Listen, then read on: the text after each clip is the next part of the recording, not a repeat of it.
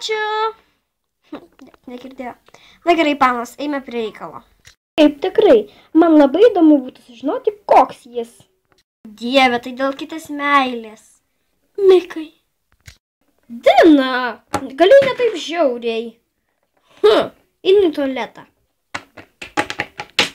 Šaunu.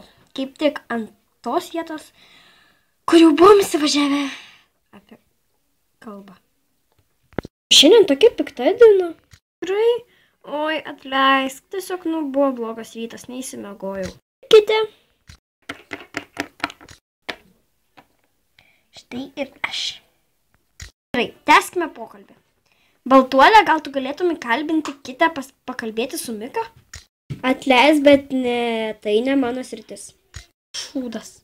Kodėl tau gėda pakalbėti su Mika? Daugybė merginų su juo kalba. Ir nieko. Net nežinau. Tiesiog gal aš neturiu tiek pasitikėjimo savimi kaip kitos merginos. Ar šiaip.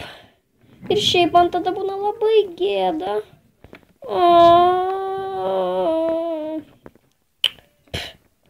Liūdna.